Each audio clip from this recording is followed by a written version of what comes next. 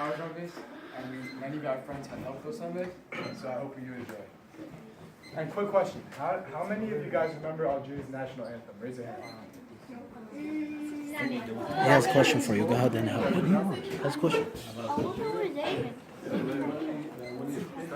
Every soccer game. Every soccer game. Alright, so we have a little surprise.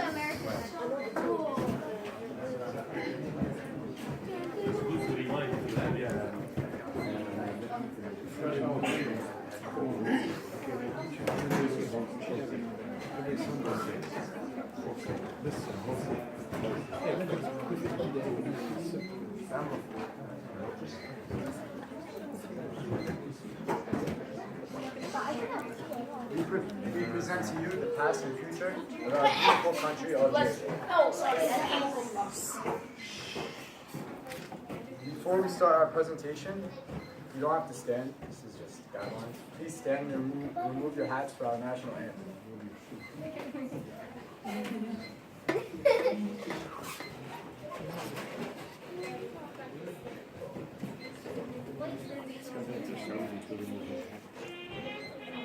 Oh, this is like he was on my dad's phone.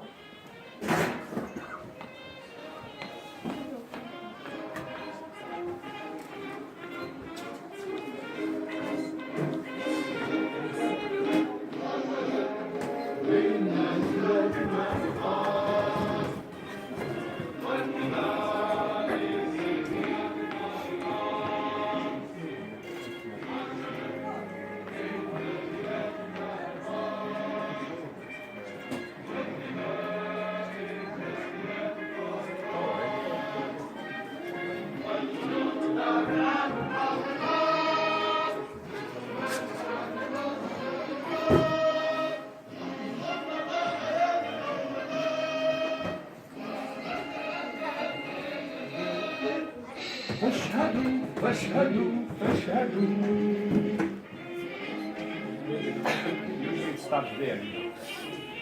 نخبيه بس. Yeah, it's fine.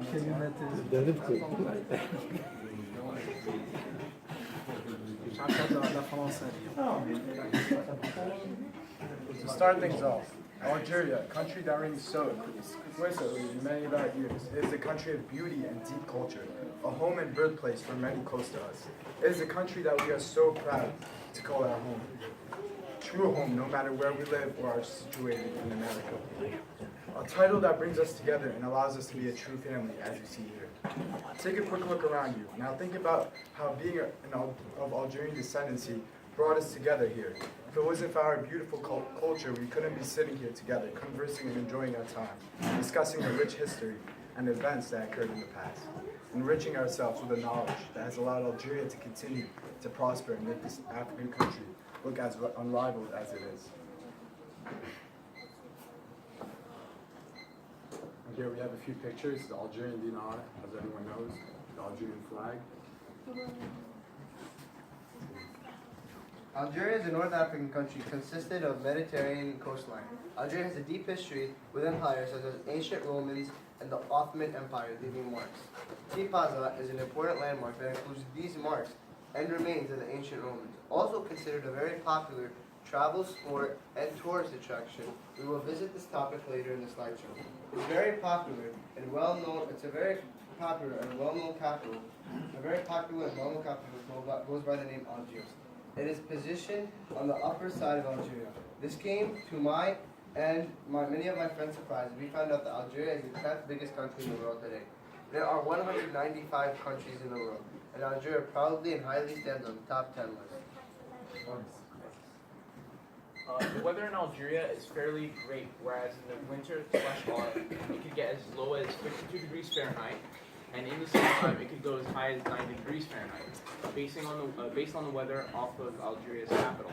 The weather depends on its location. For instance, the Great Sahara Desert could go approximately around 105 degrees Fahrenheit, and the Great Mountains in Blida could go as low as 30 degrees Fahrenheit. There are a few pictures here of popular spots in Algeria, including Tipaza and the Roman Tipaza. A brief background of Algeria's main facts. Going back to rankings, Algeria is also the largest country in Africa as of right now, as many of you know.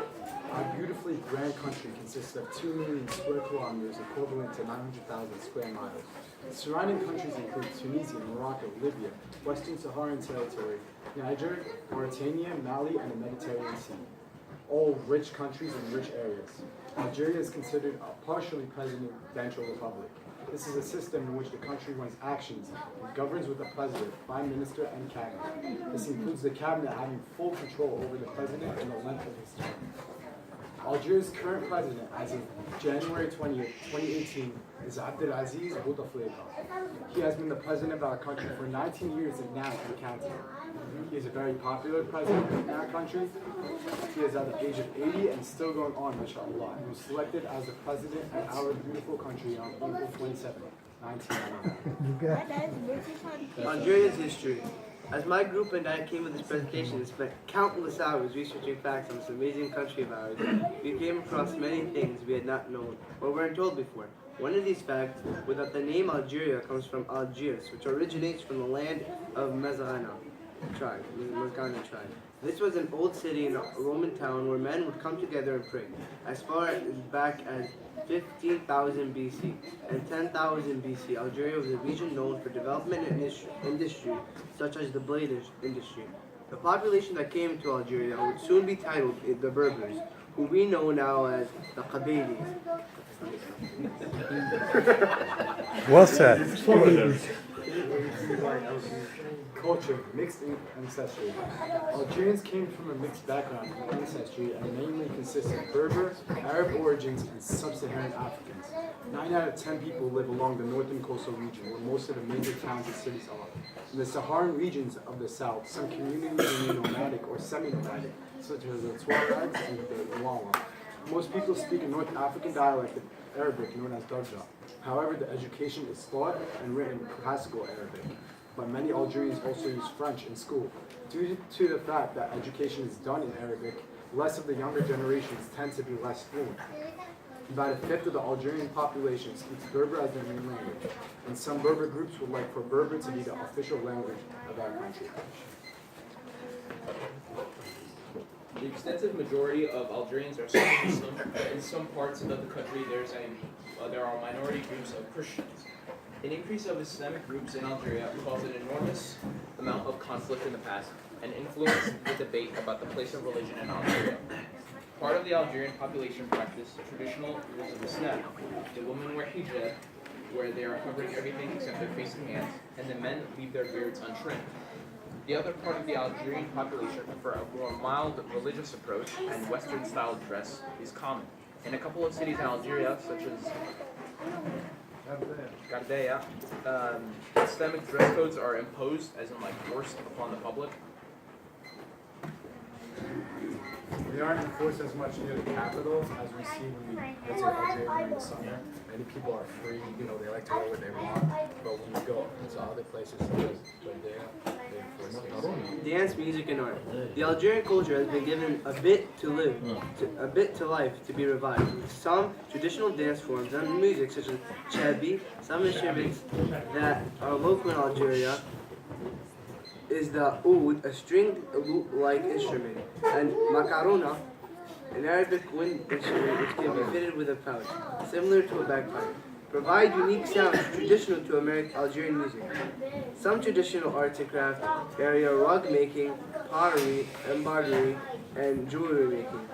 These specific arts and crafts are practiced all across the country of Algeria, but some regions are known for specific arts and crafts. One craft is the carpets of Gardeya, silver jewelry, and the swords of Berbers. Some of Algeria's best works also comes from independent films, and those films frequently won accolades both at home and away. Real quick, some classic movies that we know are in Inspector Mahar, if you have seen it, yeah. So we know.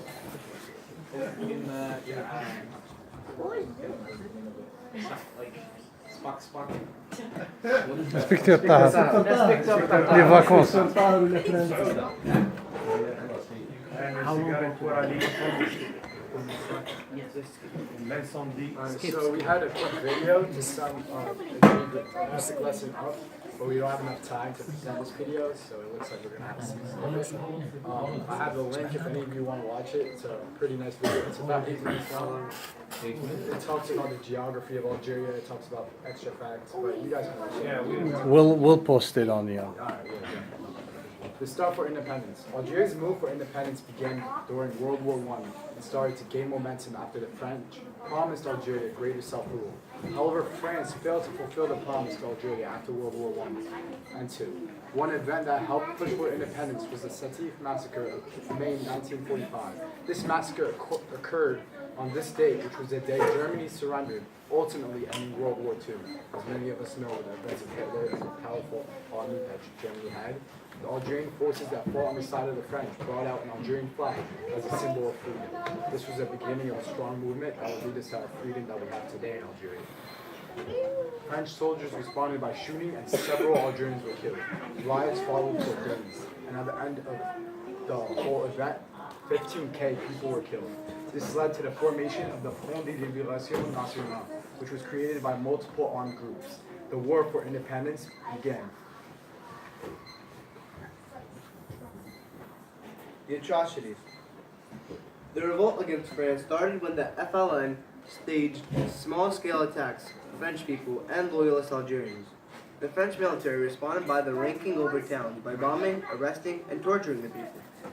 These attacks by the French characterized their strategy throughout the whole war.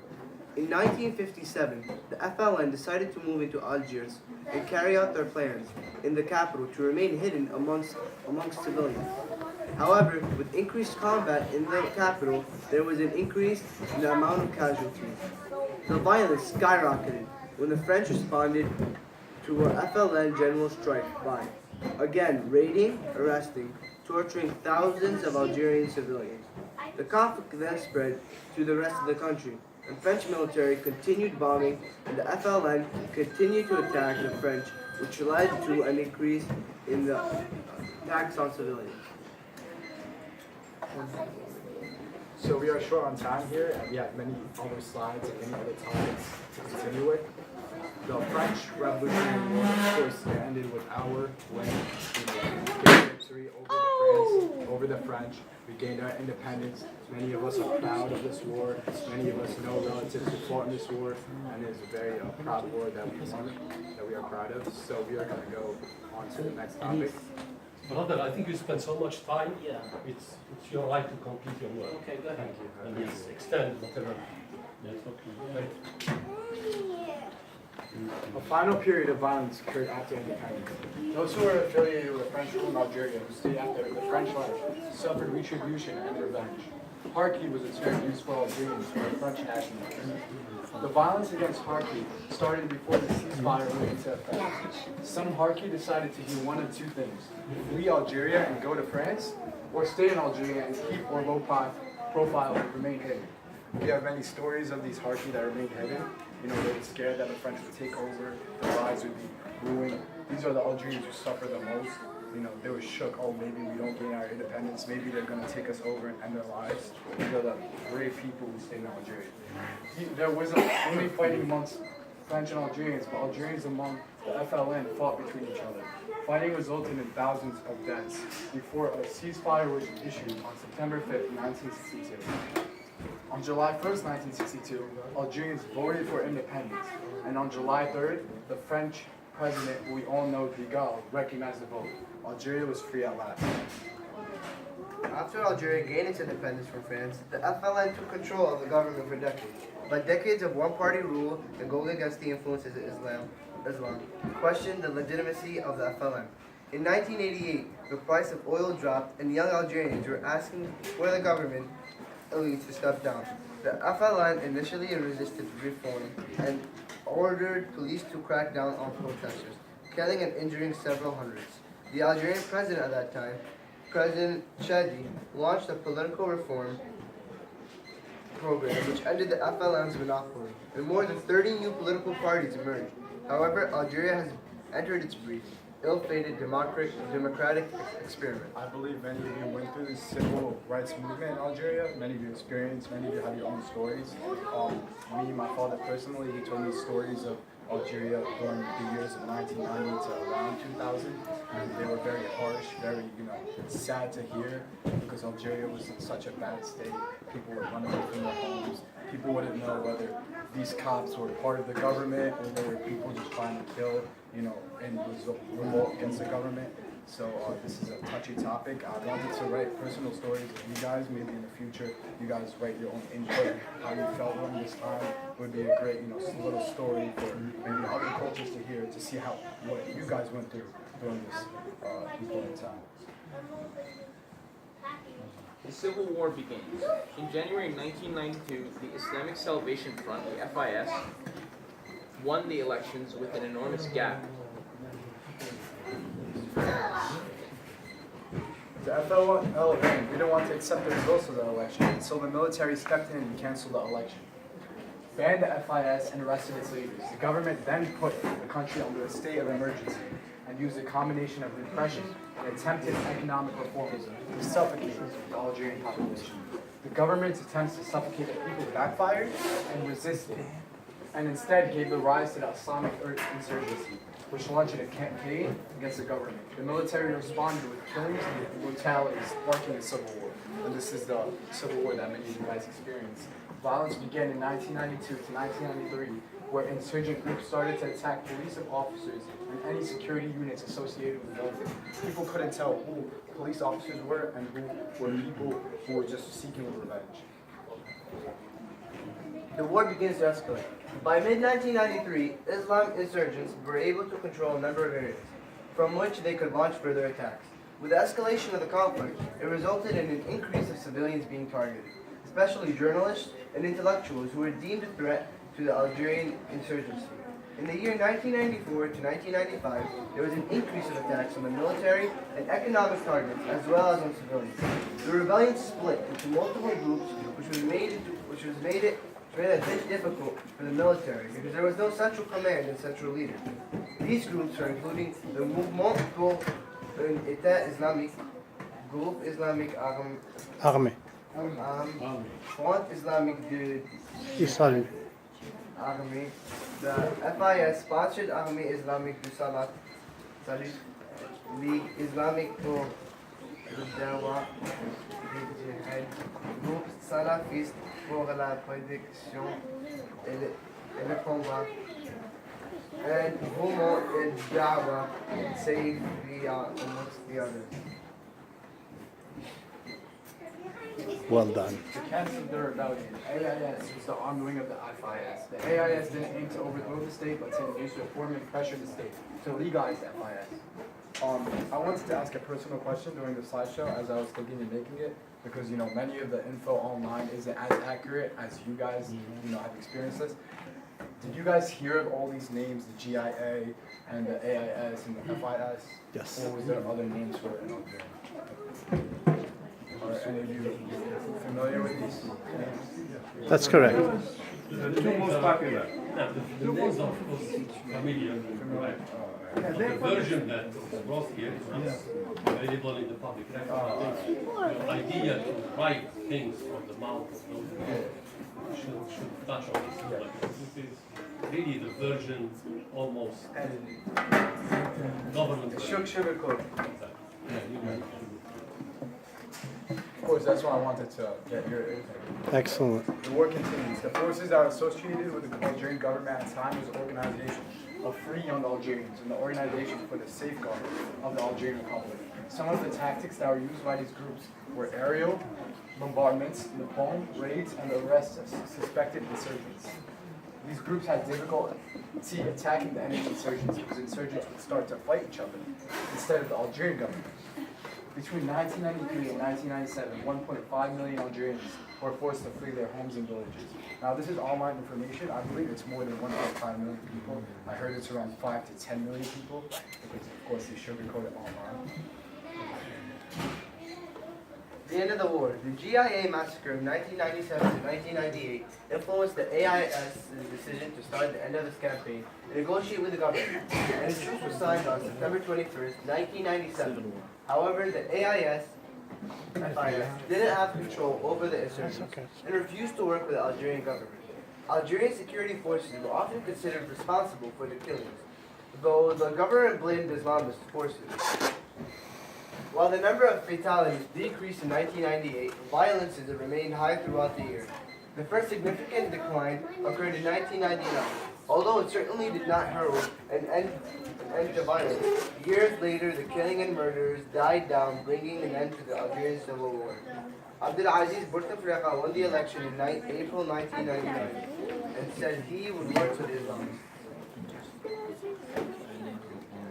Now, I know that this is very much we had a video that was very entertaining about the war, but we have limited time, so we'll continue. Please say yes. Yeah, please say yes. I want in 10 minutes, so don't tell The meaning of the Algerian flag. The Algerian flag has a valuable meaning to us Algerians, as the flag includes such simple colors as green, white, and red, where simplicity is little of what it represents. The flag, which consists of half green to the left and a shade of half white on the right, has much value to every Algerian born and raised here, or in Algeria. It also includes a star and crescent in the center of the flag. The green represents Islam, the white represents peace, and most dominantly, red represents the blood of those who died and fought for Algeria, whether in the Civil War or whether in the Revolutionary War against France. The star and crescent also represents Islam. The Algerian flag was espoused on July 3rd, 1962. The Algerian national soccer team. Algeria joined FIFA on January 1st, 1964, 18 months in the wake of picking up freedom. Algeria has punched their ticket to 4 World Cups in 1982, 1986, 2010, 2014. Algeria won the African Cup of Nations once in 1990 when they facilitated the competition. At 2014 World Cup, Algeria turned into the primary African group and scored 4 goals in the match at the World Cup against South Korea. Another one of Algeria's best performances was against Germany in the round of 16, where the game went into extra time, but Algeria lost 2-1 in the end. We had a little other video, 1, 2, 3, we love Algeria as always. Yeah. We had to go Move to the that. All hail Algeria. Now, since this is a little more entertaining topic, we will finish with this. The customary opponents of Algeria have been Morocco, Tunisia, Libya, and Egypt. However, as of late, Egypt has turned into our national team's principal rivals after various episodes between the two teams. They would come to be known as our enemies.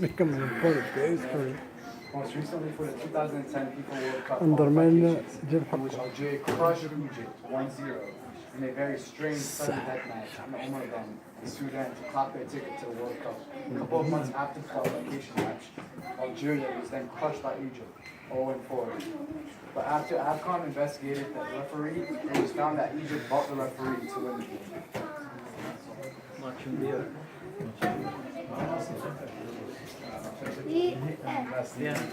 Bravo. Good job, guys.